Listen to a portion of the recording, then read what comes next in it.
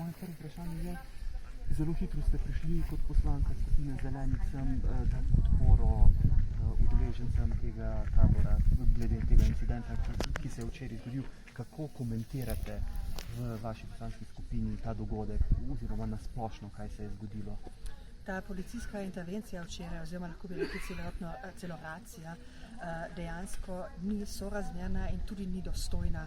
Če si ogledamo, kakšen je ta miroljubni mladinski kemp, antifašistični kemp tukaj poleti, potem nikako ne morem razumeti, zakaj je policija in tudi okrajno glavarstvo tako postopalo, kot se je to dogajalo včeraj.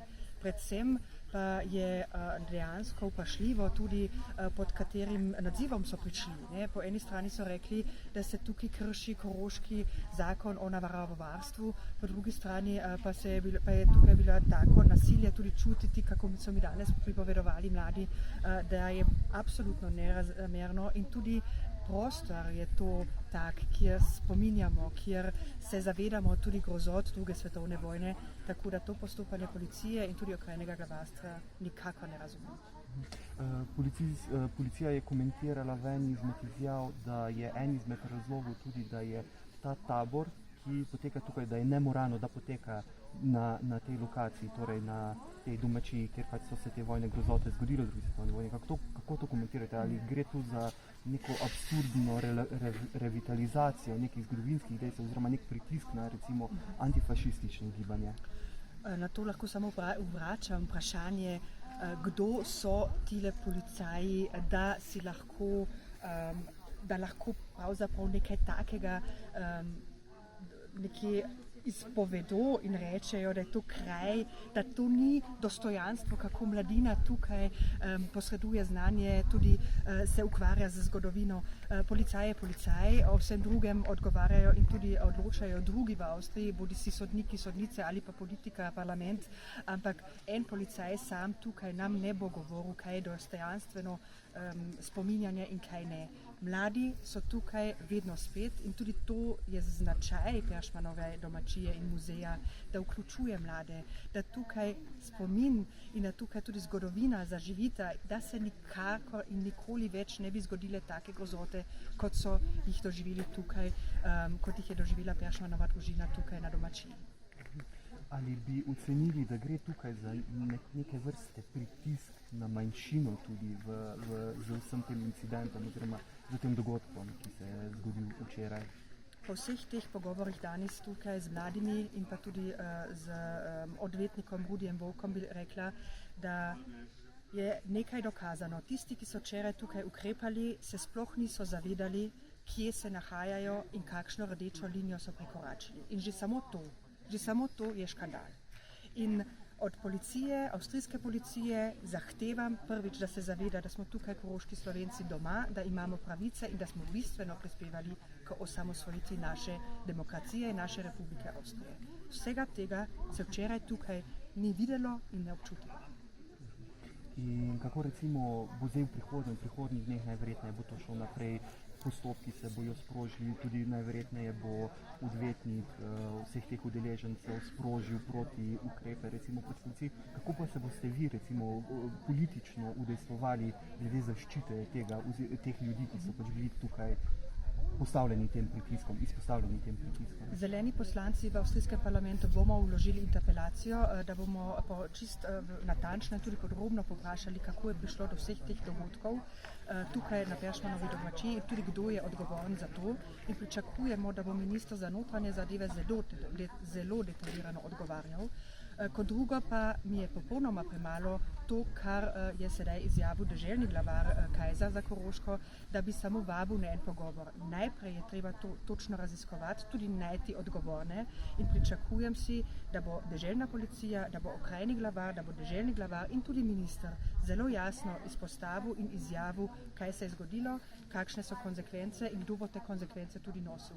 Tu ne more ostati samo en primer, ki se je zgodil, to mora dejansko biti zelo podrobno obravnavano v javnosti, ampak tudi pred sodišči.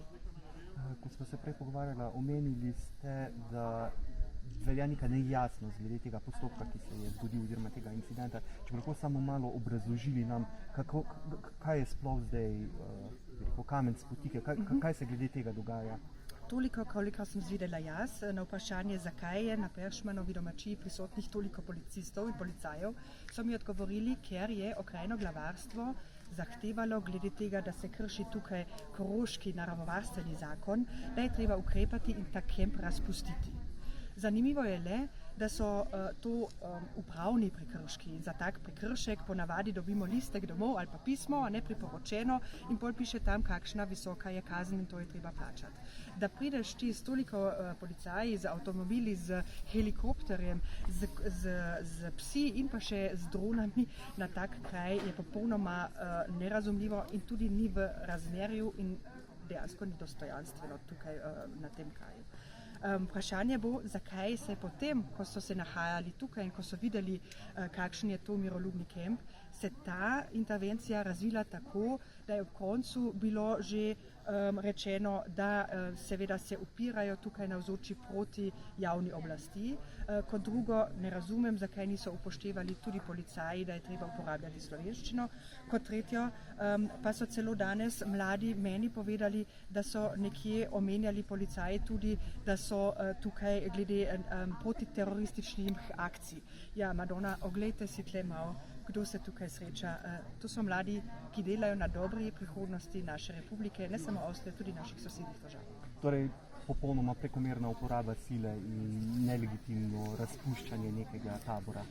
No, to legitimacijo za to postopanje včeraj, zato želim imeti dejansko detaljirano argumentacijo. Jaz jo do danes nisem dobila. Še zadnje vprašanje, ali bi ocenili, da tukaj gre tudi za neko politično povezavo, recimo z to skrajno desnico, politično skrajno desnico v Avstriji, ki na nek način je dobila večjo moč z zadnjimi volitvami in vidimo, da so neki pritiski tudi drugod na manjšino. Tu obstaja neka tanka rdeča nit, recimo? Da je pritisk drugi na slovensko manjšino dokazuje tudi včerajšnja aretacija slovensko govorečega Korošca, ki je bil aretiran zaradi tega, ker je zahteval postopek v slovenščini. To je nekaj, česar mislim, da od leta 1970-80 naprej nismo več doživeli na Koroškem. Treba je to dogajanje na Peršmanovi domačiji tudi postaviti v kontekst avstrijske notranje politike, prav zaradi tega, ker v soboto smo imeli na Dunaju veliko demonstracijo identitarcev, skrajno desnih, in tudi tam je prišlo do prekrškov in pa tudi tam je bilo tudi na policiji kar dosti negativne kritike. In če to postavimo v kontekst, potem je še bolj vprašljivo, kaj se je dogajalo tukaj včeraj v nedeljo na Peršmanovi domačiji. In ja, morda se moramo koroški Slovenci spet in Slovenke pripraviti na to, da bodo represije bolj močne, ampak še vedno velja v Avstriji pravna država, na katero se lahko sklicujemo in na to se bomo tudi vedno sklicevali. Najlepša hvala za vaše komentarje.